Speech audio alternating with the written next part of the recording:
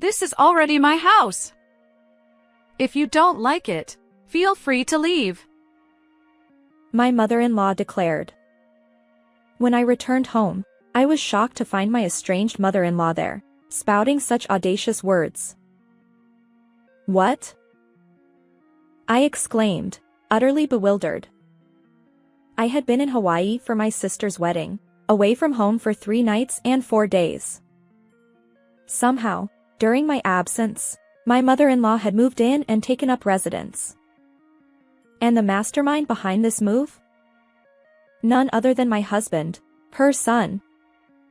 When I confronted my husband, what he revealed was beyond anything I could have anticipated. "My name is Olivia. I'm 29 years old and work in sales.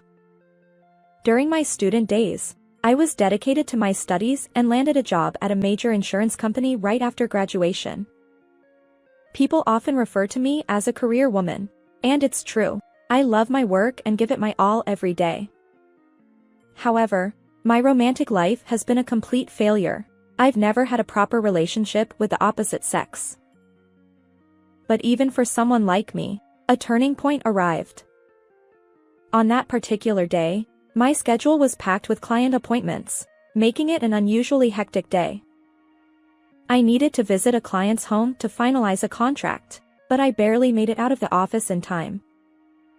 Hastily grabbing the necessary documents, I rushed out. "Can I make it in time somehow?" I muttered to myself as I hurried toward the train station. Suddenly, I felt someone calling my name and turned around. There, running toward me with a desperate expression, was a man. He shouted, "Olivia! Wait!" "Wait! Michael?"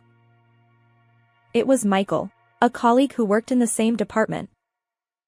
We hadn't spoken much, just exchanged greetings in passing. Michael caught up with me, gasping for breath, and handed me something. "What's this?" It was the documentation I needed for the upcoming client meeting. "Wait a minute! Why is this here?" I checked the materials I had brought and realized they were meant for a different client. Apparently, in my haste, I had grabbed the wrong documents. "I happened to pass by your desk and noticed these documents were left behind. I chased after you in a panic. I'm glad I made it in time." "Thank you. Without these documents, I would have lost the client's trust." I repeatedly expressed my gratitude, flustered by the mistake I rarely made. But Michael just smiled at me, radiating warmth like the sun. "It was my pleasure to help, Olivia. Take care on your way." Thanks to him, I successfully closed the contract that day. This incident became the catalyst for us to engage in frequent conversations, and we gradually progressed to going out for meals, naturally transitioning into a relationship. He was 2 years older than me, with a calm demeanor and a hearty laugh. Our relationship blossomed smoothly, and after exactly 2 years of dating, we decided to get married. I was filled with anticipation for the happy married life that lay ahead. However, trouble arose early in our marriage, trouble in the form of my mother-in-law. My father-in-law had passed away 5 years prior, leaving my mother-in-law living alone. Her house was conveniently close to ours, and she would frequently visit, always with a request for money. My mother-in-law would grin slyly and use a cajoling tone. "Olivia, you're a high earner, right? Could you spare some pocket money?" While our interactions before marriage had led me to believe she was a reserved and kind person, her true colors emerged as soon as we tied the knot. Despite my repeated refusals, "I can't give you money," she persisted relentlessly, leaving me exasperated. Her spending habits were extravagant. She would use up every penny she had. To top it off, she even called my sister, asking for financial help. Fed up with the situation, I decided to seek Michael's assistance. I implored, Hey, could you talk to your mom about stopping this constant money request? She even called my sister. You said we shouldn't entertain her, but why should we put up with it? Please ask your mom to stop. Michael's response was vague. Sure. I'll mention it next time. Little did I know that Michael had a soft spot for his mother, a classic case of being a mama's boy. To him, criticizing his beloved mother was probably worse than my mother-in-law. Subsequent attempts to address the issue yielded similar results. Michael's advice was always along the lines of Mom has her quirks, or you don't have to give her money, just ignore her. It's as if I'm expected to endure and smile through it all. As expected, he never explicitly conveyed my concerns to his mother. To make matters worse, my mother-in-law nitpicked my housekeeping methods, adding to my frustration. I was truly at my wit's end with her. Amidst all this, my aging mother-in-law, weakened by health issues, began hinting that she wanted to move in with Michael and me in our spacious home. Although she hadn't explicitly stated it, I had sensed her intentions. Then one day, Michael approached me with the following revelation. Hey, Mom is feeling anxious due to her declining health, so she's expressing a desire to live with us. Honestly, I think it's a good idea. What do you think, Olivia? Cohabitation? Absolutely out of the question. I categorically refuse. Without hesitation, I firmly rejected the idea. My straightforward response seemed to irk Michael, who exploded in anger and shouted at me. What's with that tone? Mom genuinely wants to live with us. I shot back, equally furious. Fine, let me ask you, what benefit do I gain from this? Dealing with her constant money requests is already stressful, and she criticizes my housekeeping even when we're living separately. Mentally, I'm already stretched thin. How can we possibly handle round-the-clock cohabitation? What benefit? She's family. Did you only consider the benefits when you married me? Our heated argument continued, with neither of us willing to budge. The day ended without resolution, and the next day, we were still at odds.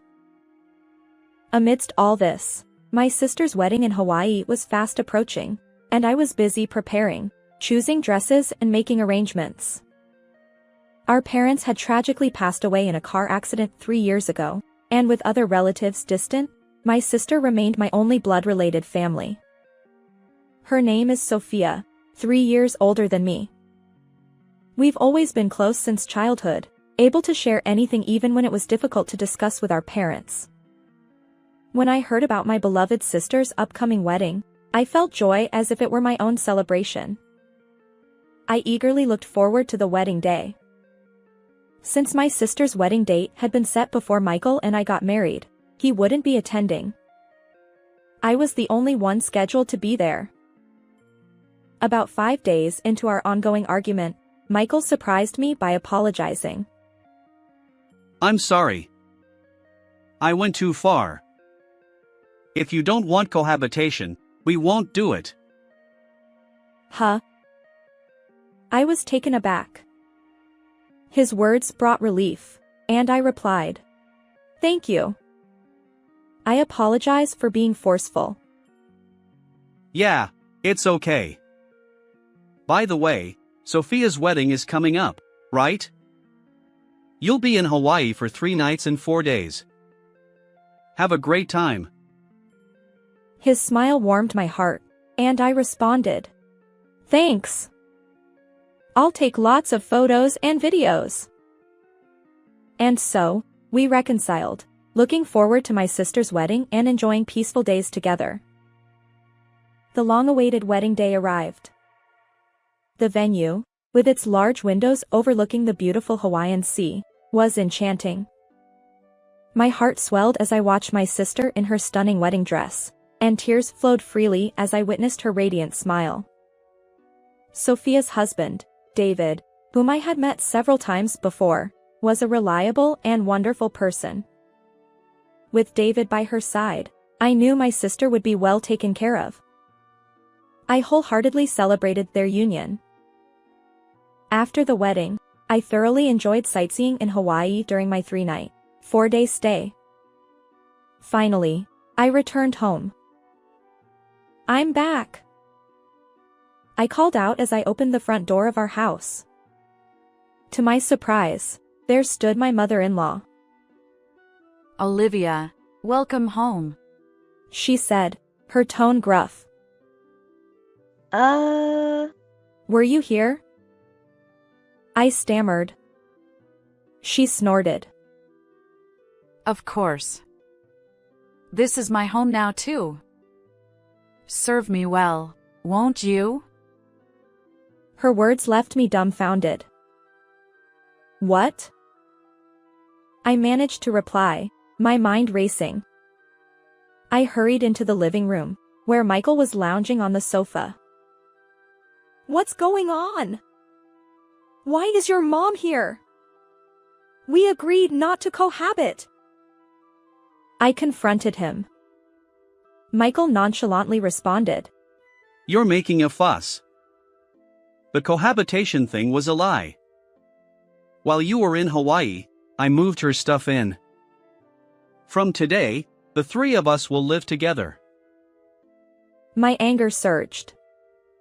Apparently, Michael had orchestrated his mother's move during my absence, intending to impose cohabitation without my consent.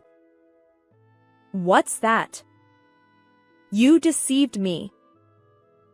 Deceived? What's the big deal? It's just an opportunity for you to be filial. After all, you don't have real parents anymore, so why not take advantage of this chance? Michael, who says such things with a smirk, is incredibly off-putting. My mother-in-law joins in, rallying behind. "Exactly. You should cherish me more. How about starting with a massage from me?" That's right, Olivia. From now on, make sure to give Mom her massage every day. Also, about Mom's room, climbing the stairs to the 2nd floor might be difficult, so I'll arrange for her to have the room on the 1st floor. Unable to tolerate their presumptuous conversation, I raised my voice. "Enough. Stop this nonsense. You're both despicable for doing this without my consent." I couldn't hold back my anger as I shouted. Michael scowled and yelled at me. What's with that attitude? From today on, we're living together. If you don't like it, get out. As Michael continued his verbal assault, he added insult to injury. Well, your parents are already in the afterlife, and you don't even have a family home to return to, do you? He laughs mockingly. Upon hearing those words, my feelings toward Michael plummeted to freezing temperatures. "Fine. Let's get a divorce and settle everything," I said quietly. Michael and my mother-in-law burst into laughter. Go ahead and try if you can. Do you even have the guts to get a divorce? You've got nowhere to go, after all. Well, I'm all for divorce too. Besides, you're not even cute. Just because you're good at your job doesn't mean you can act all high and mighty. Michael taunted. My mother-in-law chimed in. "Michael's right.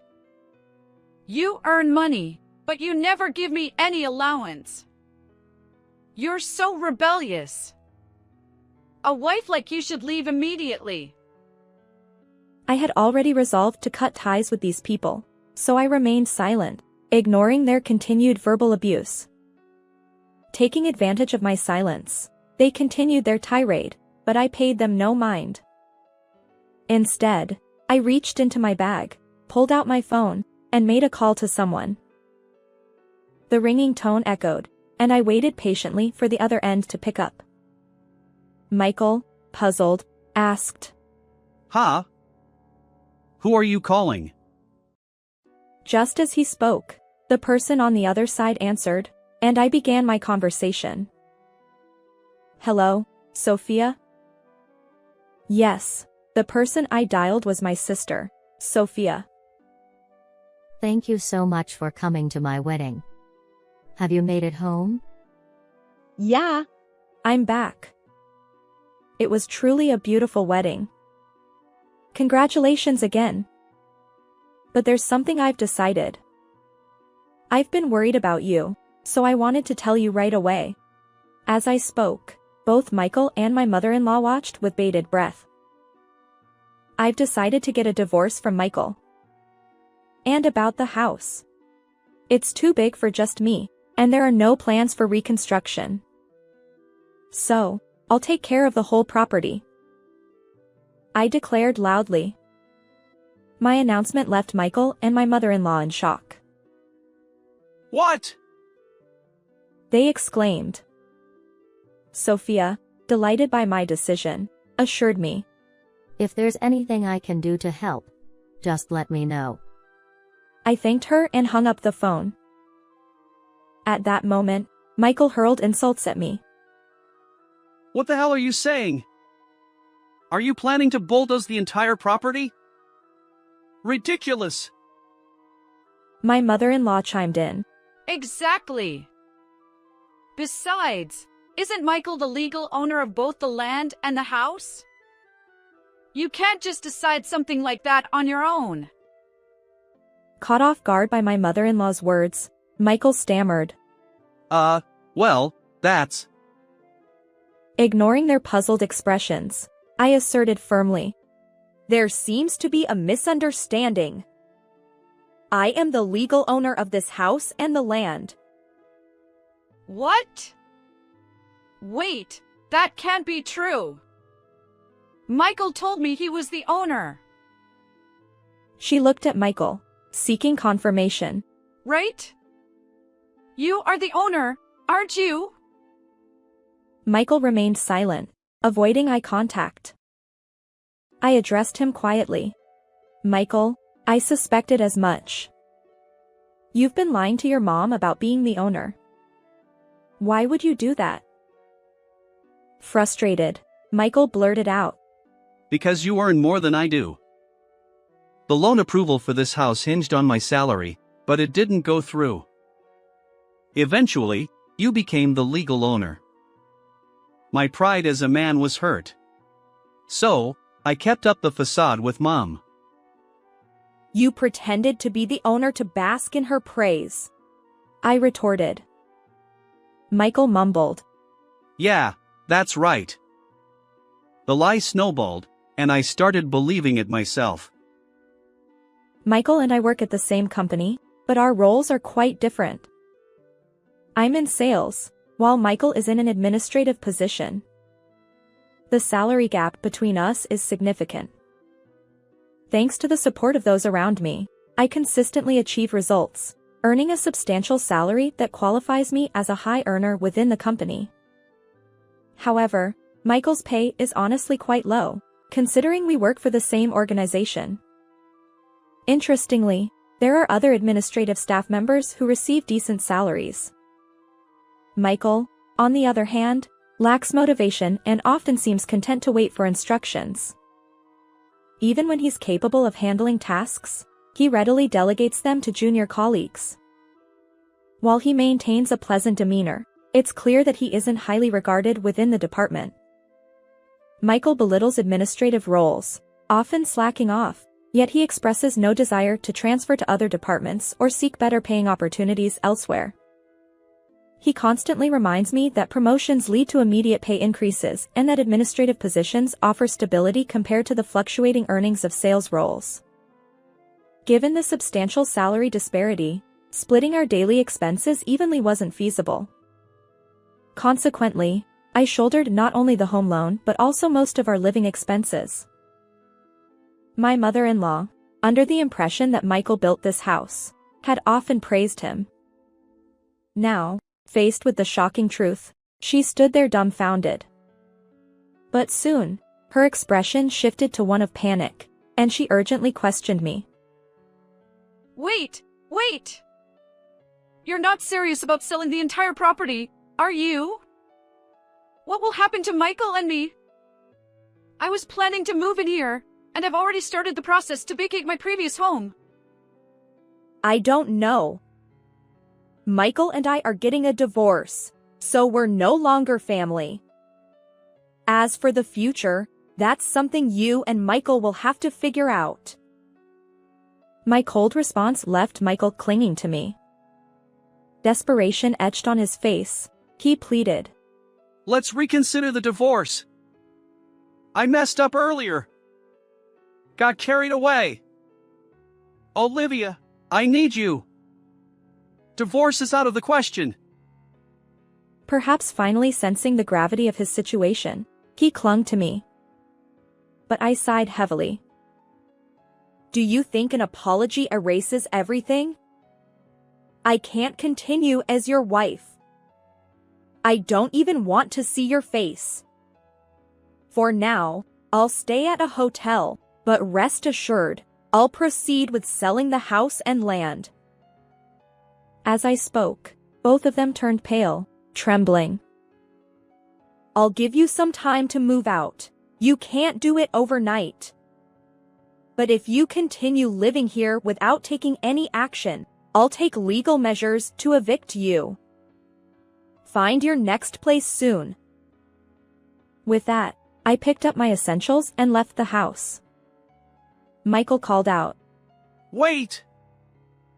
But I ignored him and my mother-in-law, walking away. Afterward, Michael continued to resist our divorce, but I had meticulously documented his and my mother-in-law's verbal abuse. As a result, the divorce was swiftly settled through mediation. My biggest concern was that Michael and my mother-in-law wouldn't leave the house voluntarily. However, it turned out to be an unfounded worry. Perhaps hearing my firm declaration that I would take legal action to evict them, they fled as soon as the divorce was finalized. Thanks to this, I was able to demolish the house and clear the land. While selling the entire property was an option, it seems that around here, more people prefer custom-built homes over existing ones. I learned that selling just the land is more appealing to potential buyers, even if it involves covering some construction costs. During the process of clearing the land, Michael and my mother-in-law, left with no place to go, moved to a public housing complex.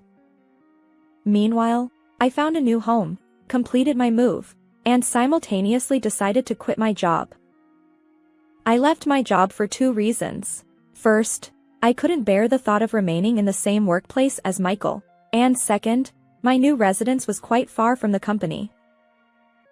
And now, I'm working enthusiastically at my new workplace. Interestingly, this company is owned by none other than my sister's husband, David. You see, I've been confiding in my sister about Michael and my mother-in-law, and she empathized with me, consistently encouraging me to pursue a divorce. David highly values my work performance, and when I decided to divorce and quit my job, he extended an invitation to work at his company. So, I've officially been headhunted by David's company. Like my previous workplace, David's company also deals with insurance. It's what you'd call a competitor in the industry. I've been diligently working there, achieving more and more success. With the weight of divorce lifted, I can wholeheartedly focus on my job, and every day feels incredibly fulfilling. David expressed his gratitude, saying, Having you join our company, Olivia, has been fantastic.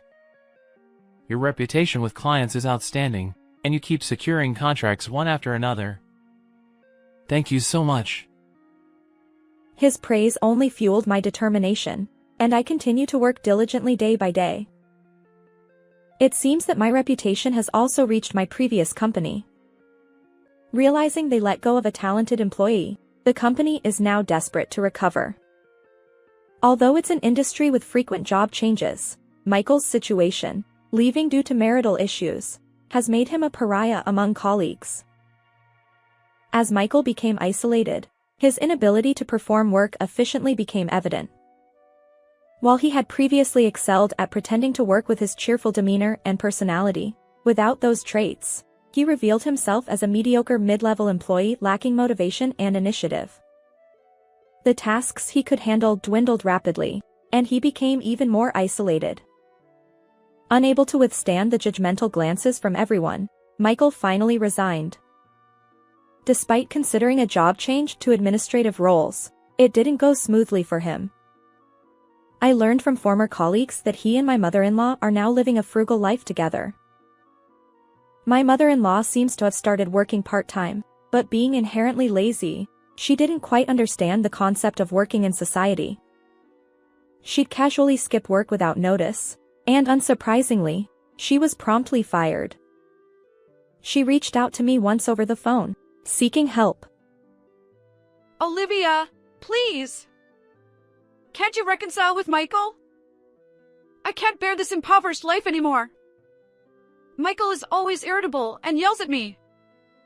Please, help us! I could tell she was feigning tears on the other end of the line. It was probably an attempt to evoke sympathy. I decline. Why should I be the one to help? My cold response only fueled her desperation. Don't say that. We were family, weren't we? Can't you see how much the elderly suffer?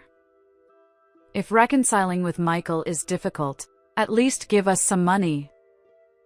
Just a little. Please. I won't reconcile with your son, nor will I give you any money. Please don't call me again. With that, I hung up unilaterally. Immediately, I set my mother-in-law's number to block incoming calls. Of course, I'd done the same for Michael's number. The divorce was finalized, and property division settled. I had no need to contact them anymore. Finally, I could breathe a sigh of relief. Another year has passed, and I'm still working diligently at David's company. Although I don't have a romantic partner, I've grown content with my current life. I've had enough of love's ups and downs. My relationship with my sister remains strong, and we meet frequently.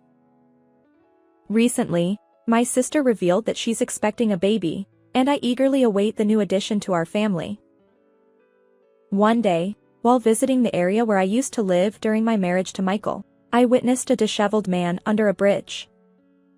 He wore tattered clothes, his hair unkempt, and a wild beard. To my surprise, it was Michael. Seeing his drastically changed appearance evoked both pity and a momentary pause. I'd heard from former colleagues that Michael's job search was limited to administrative roles, which made it challenging for him. However, with his personality and natural brightness, he could have excelled in other fields beyond administrative work. Back when we were happily married, I had even suggested he explore career paths where those qualities could shine. My words seemed to have fallen on deaf ears, as evidenced by his current state. But we are strangers now. Michael's circumstances are the result of his own choices. I averted my gaze, realizing there was nothing more I could say. And so, I continued walking forward, leaving him behind. How did you find this story? If you enjoyed it, consider subscribing to our channel. Until next time.